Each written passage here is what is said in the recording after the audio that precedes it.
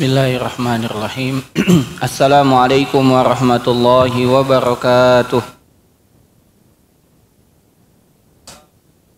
Alhamdulillah, assalatu wassalamu ala rasulillah wa ala alihi wa sahbihi wa mawalah, wa la hawla wa la quwata illa billah. Allahumma inna nas'aluka ilman nafi'an wa rizqan tayyiban wa amalan mutaqabbala. Allahumma arinal haqqa haqqa warzuqna ittiba'ah wa arinal batila batila warzuqna ijtinabah. Alhamdulillah, jamaah kaum muslimin, bapak-bapak, ibu-ibu, para ikhwan dan akhwat serta para santri sekalian yang semoga dirahmati oleh Allah Subhanahu wa taala. Marilah kita panjatkan segala puja dan puji syukur kepada Allah Subhanahu wa taala atas limpahan nikmat yang Allah Subhanahu wa taala berikan sehingga kita masih dapat melaksanakan ibadah kepada Allah Subhanahu wa taala di hari ke-14 Ramadan 1444 Hijriah ini. Semoga Allah Subhanahu wa taala berkenan untuk menerima puasa kita, salat kita, rukuk kita, sujud kita, doa kita, zikir kita, tilawah Al-Qur'an kita, sedekah kita dan semua amal soleh yang telah kita lakukan di bulan Ramadan tahun ini.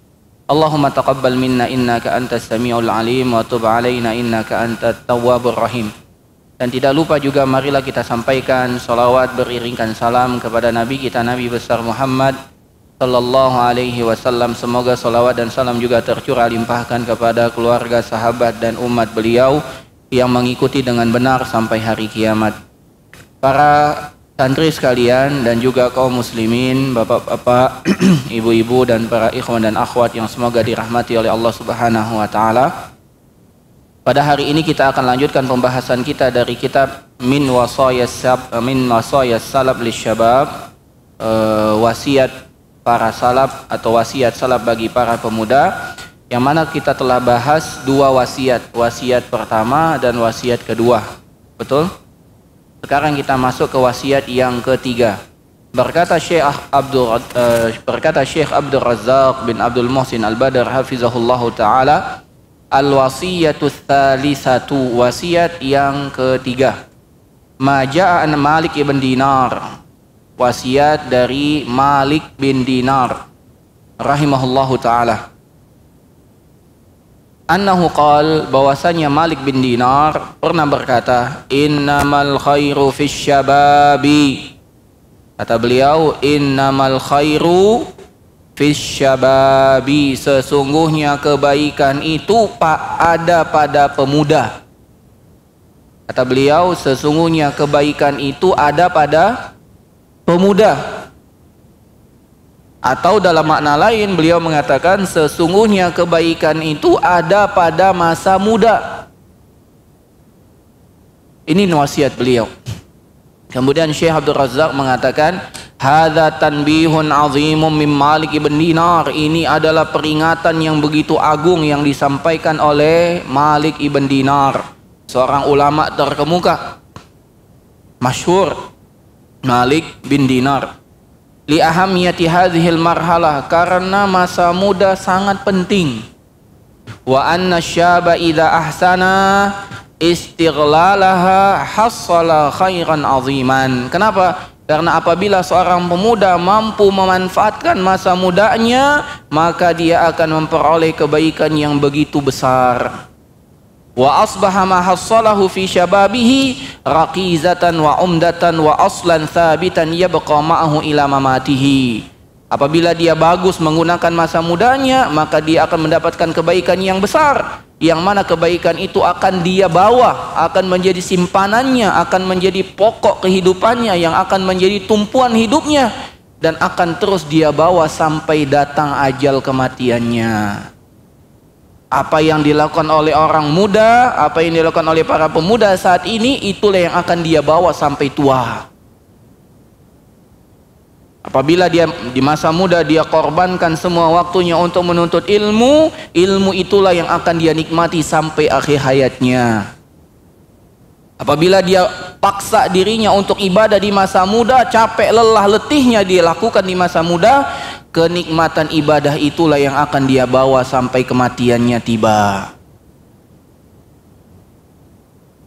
Dia paksa ngaji lancar, Awalnya berat, dicambuk, ya dipukul, ya sampai akhirnya dia bisa lancar baca Quran. Awalnya dia mengaji itu susah, berat, keluh lisannya. Dia paksa, dia korbankan pagi, siang, malam dia korbankan untuk membaca Al-Quran. Sampai akhirnya lisannya ringan, mudah untuk menyebutkan ayat-ayat Allah. Itulah kebaikan yang akan dia bawa sampai akhir hayatnya. Pemahaman dia tentang Islam, bagaimana tata cara sholat, bagaimana tata cara wudhu, bagaimana tata cara sholat jenazah, bagaimana fikih-fikih yang ada dalam Islam yang dia pelajari di masa muda, itulah yang akan menjadi bekalnya sampai akhir hayatnya. Maka kata Malik bin Dinar, beliau mengatakan apa? Innamal khairu bisyabab. Sesungguhnya kebaikan itu ada pada pemuda, ada pada masa muda. Naf'an li nafsihi, itulah menjadi manfaat untuk dirinya. Naf'an li ummatihi, dan juga manfaat untuk umat. Wa nushan li ghairihi, dan itu menjadi bekal nasihat untuk orang lain. Apa yang dia korbankan saat ini, pemimpin saat ini adalah pemuda 10 tahun, 20 tahun yang lalu. Pemuda saat ini adalah pemimpin 10, 20 tahun mendatang. Maka apabila antum sungguh-sungguh sekarang, maka antum akan menjadi pemimpin yang hebat di masa depan. Tapi kalau antum leha-leha sekarang, maka antum tidak akan pernah menjadi pemimpin, bahkan tidak bisa memimpin diri antum sendiri. Kemudian Syekh mengatakan, bainama idza lam yuhsin zalika. Sebaliknya, apabila seorang pemuda tidak memanfaatkan masa mudanya, adha'a ala nafsi khairata hadhil marhalata wa barakataha, maka dia sungguh telah menyia-nyiakan kebaikan masa muda dan menyia-nyiakan keberkahan yang ada di masa muda tersebut. Kemudian beliau menjelaskan, wa indama yajtami'u lisyab, karena sejatinya di masa muda terkumpul beberapa kekuatan. Beliau sebutkan ada 3 kekuatan. Jadi pemuda itu memiliki kekuatan yang tidak dimiliki oleh anak-anak dan tidak dimiliki oleh orang tua. Yang pertama beliau mengatakan quwwatus syabab, tenaga seorang pemuda. Tenaga seorang pemuda. Yang mana pemuda itu tidak ada capeknya, kerja terus, gerak terus, nggak ada capeknya. Tidak ada capeknya. Ya. Malam, siang, pagi, sore.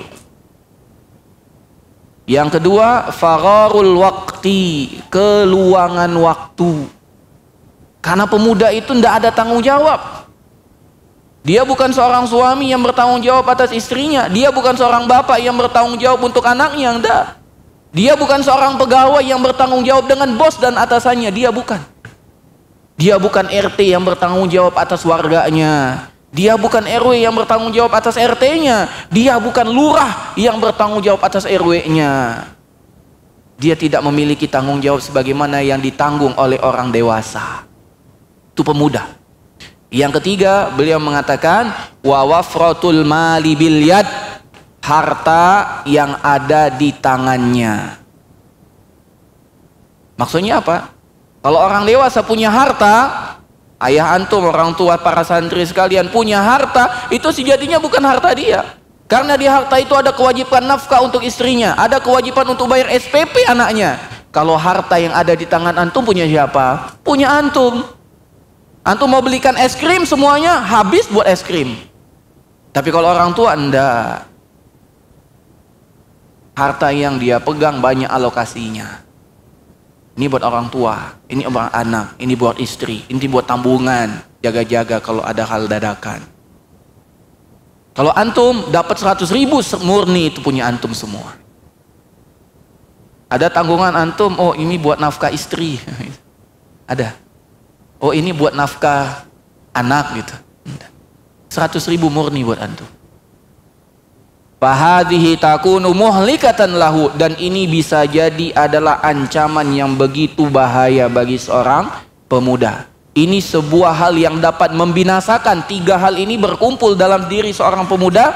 Ini kekuatan yang dapat menjadi senjata bermata 2. Bisa menusuk dirinya sendiri.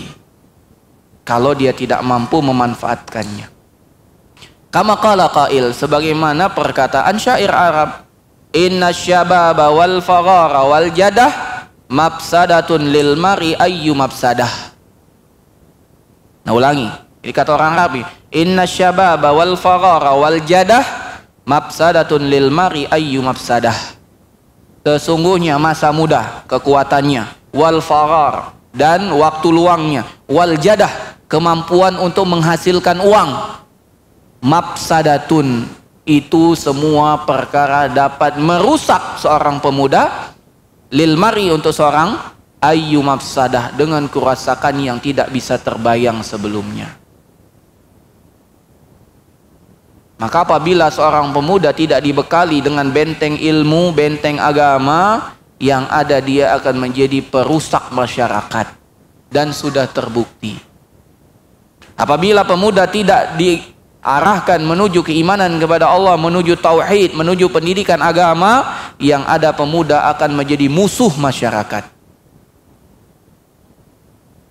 Kemudian Syekh mengatakan, fa idza indamma ila quwwati syabbi wal fararil waqti wa wafratil mali amrun rabi'. Apabila dari 3 kelebihan pemuda tadi, yang pertama kekuatan, yang kedua keluangan waktu, yang ketiga ada uangnya. Apabila 3 hal ini berkumpul dengan satu lagi, biangnya, apa yang keempat? Wahwa kasratul fitan, banyaknya ujian, banyaknya fitnah, banyaknya game-game, banyaknya sarana-sarana melalaikan, banyaknya wanita-wanita yang membuka aurat, banyaknya tempat-tempat maksiat, banyaknya tempat rekreasi-rekreasi yang berkedok rekreasi namun sejatinya tempat maksiat. Apabila 3 hal tadi berkumpul dengan satu ini, kasratul fitan, banyaknya fitnah, banyaknya ujian, apa kata Syekh?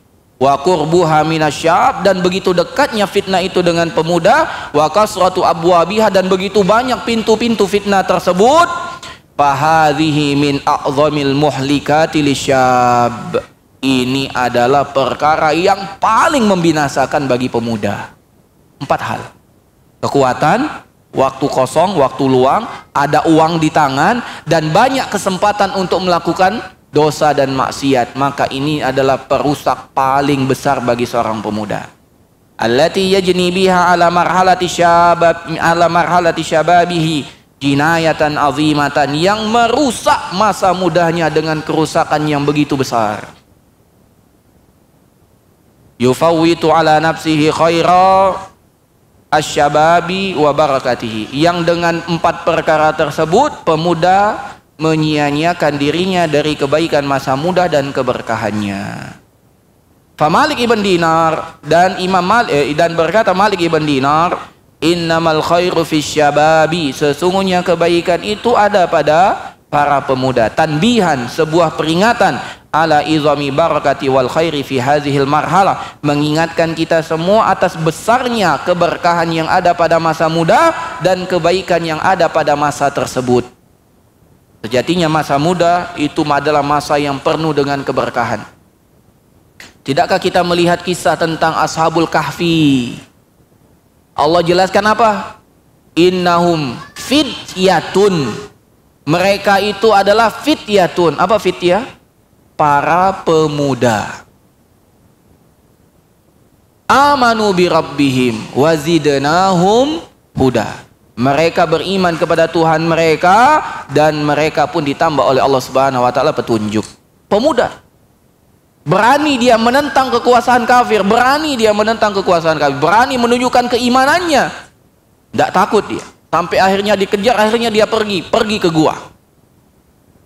Ini tidak bisa dilakukan kecuali oleh pemuda. Tidak bisa dilakukan kecuali oleh pemuda.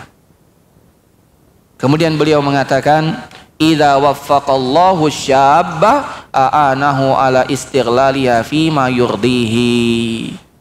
Apabila Allah Subhanahu wa taala berikan taufik kepada pemuda sehingga dia dapat memanfaatkan masa mudanya itu dalam perkara yang Allah ridhoi.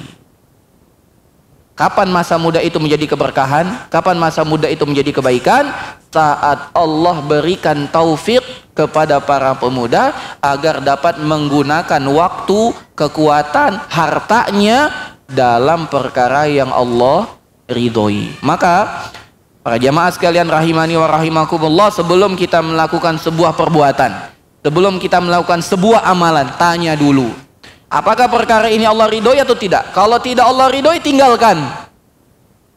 Apalagi bagi para pemuda, karena para pemuda ini adalah masa di mana hawa nafsu meronta-ronta. Di masa hawa nafsu ini selalu liar, ingin keluar dari sarangnya. Maka para pemuda harus batasi. Memang pemuda ingin coba, apalagi kelas akhir, kelas SMP mau ke SMA, itu masa ingin mencari jati diri.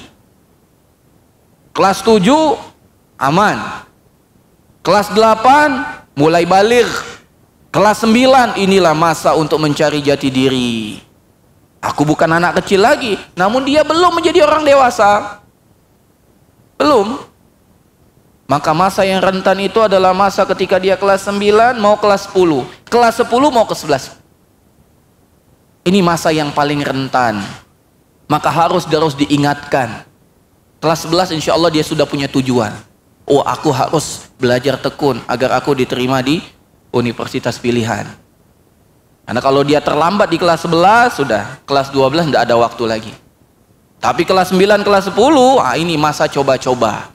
Maka kata Syekh di sini, masa muda itu akan menjadi keberkahan, akan menjadi kebaikan kalau apa? Kita melakukan apa yang Allah ridhoi. Maka para santri sekalian, terutama yang kelas ujung, kelas 9, sebelum antum melakukan sesuatu, tanya, ini perkara diridhoi oleh Allah atau bukan? Kalau tidak, tinggalkan.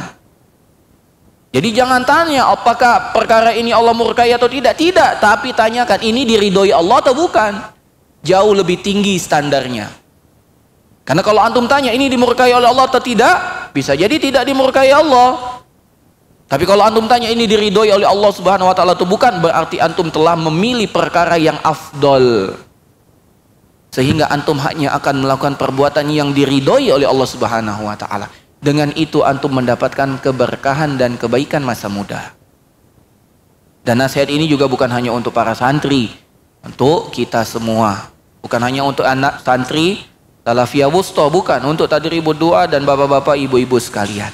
Ya, karena pemuda itu adalah usia yang cukup panjang. Ya, usia penghuni surga itu 30-an Bapak Ibu sekalian. Dikatakan 33 atau 32 tahun. Itu adalah puncak kekuatan seorang pemuda. Ya, batas akhirnya 40.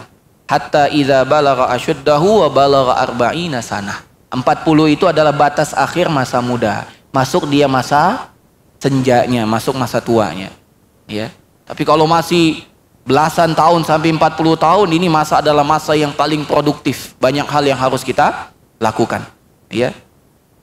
Sesungguhnya Muhammad Al-Fatih membuka Konstantinopel saat usia beliau belasan tahun. Antum belasan tahun, harusnya target antum adalah dapat menaklukkan Amerika, begitu. Oh, terlalu besar saat Amerika, saat USA, United States of America, terlalu besar. Kalau begitu apa? Yang lebih kecil. Apa? Anak ingin menaklukkan Thailand, saat boleh. Ya. Yang mana negeri yang tidak pernah dijajah, boleh. Antum taklukan. Dengan apa? Fathu Thailand. Nah, itu ya. Antum buka agar agama Islam di sana terbuka, agar semua perbuatan dosa dan maksiat hilang lenyap. Atau kalau antum kuat, Korea. Nah, karena kan Korea ini penyakit, ya. Penyakit. Ya, apalagi bagi para wanita ini penyakit. Kenapa anak katakan Korea ini penyakit? Karena merusak fitrah wanita. Yang awalnya wanita suka dengan laki-laki gagah, dengan kebanyakan nonton seri Korea, apa yang terjadi? Pengennya laki-laki lemah gembulai, tak berjanggut. Ini merusak fitrah. Ya.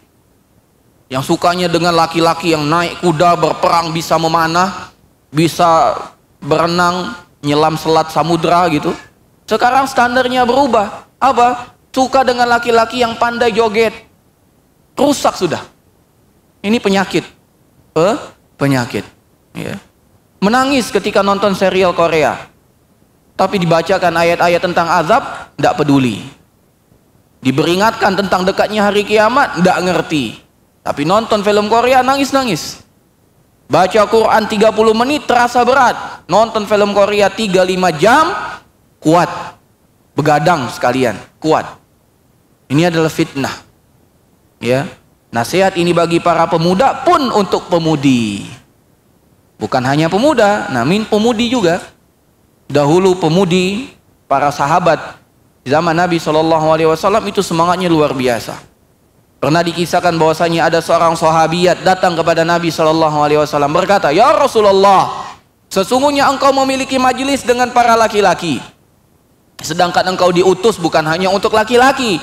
Engkau pun diutus untuk kami para perempuan.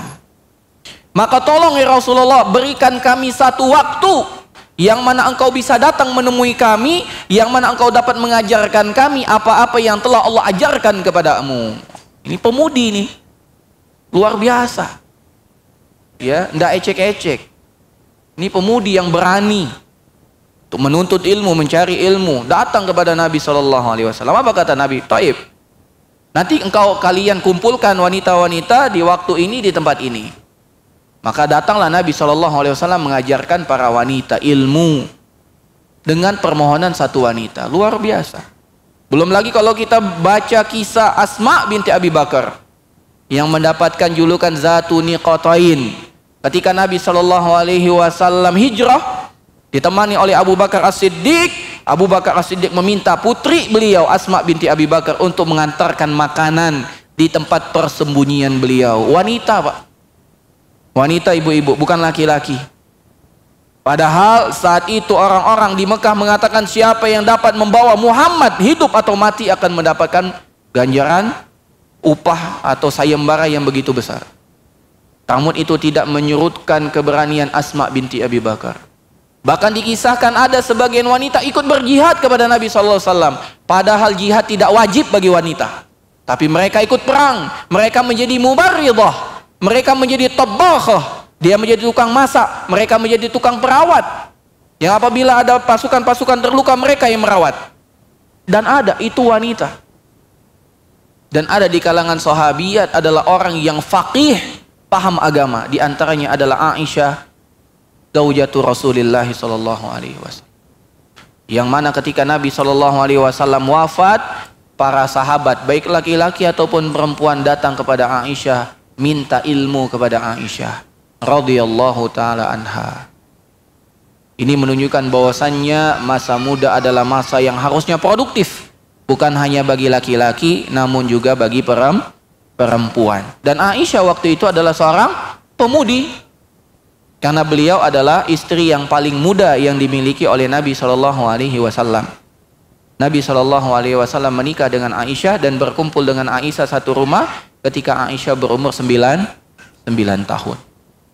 Ini menunjukkan bahwasanya ketika Aisyah tumbuh dewasa, jadi pemuda, Aisyah adalah hidup di lingkungan ilmu. Dan itulah yang menyebabkan seorang wanita kuat. Ya, tidak cengeng. Ya, karena dia memiliki ilmu, sehingga tinjauan seorang perempuan bukan hanya untuk materi dunia, namun tinjauannya adalah kebaikan akhirat. Dengan ini seorang wanita dapat berkata kepada suaminya kelak, "Wahai suamiku, pergilah engkau mencari nafkah dan cari yang halal. Sungguh kami lebih tahan untuk berpuasa sekian hari daripada kami harus memasukkan ke mulut kami perkara-perkara yang haram yang Allah tidak ridhoi." Dari mana wanita bisa bicara begitu? Dari ilmu yang dia miliki. Kalau wanita tidak punya ilmu, pergilah bang, keluar. Yang penting pulang bawa uang. Kalau tidak bawa uang, abangku tendang. Nah, ini kalau tidak punya ilmu. Ya. Tapi kalau punya ilmu, tidak, abang pulang. Tapi dia tidak bawa apa-apa, tidak apa-apa. Ikhtiar abang telah dicatat di sisi Allah Subhanahu wa Ta'ala, dan semoga ditetapkan sebagai pahala jihad. Itu wanita yang punya ilmu. Tapi kalau wanita punya ilmu, ngapain aja bang? Keluyuran seharian, tidak dapat apa-apa. Ya, pergi aja, tidak usah pulang. Itu kalau tidak punya ilmu. Maka nasihat untuk menuntut ilmu, memanfaatkan masa muda bukan hanya untuk laki-laki, juga untuk perempuan. Bahkan perempuan tidak kalah pentingnya perannya bagi laki-laki. Karena wanita adalah pendidik generasi.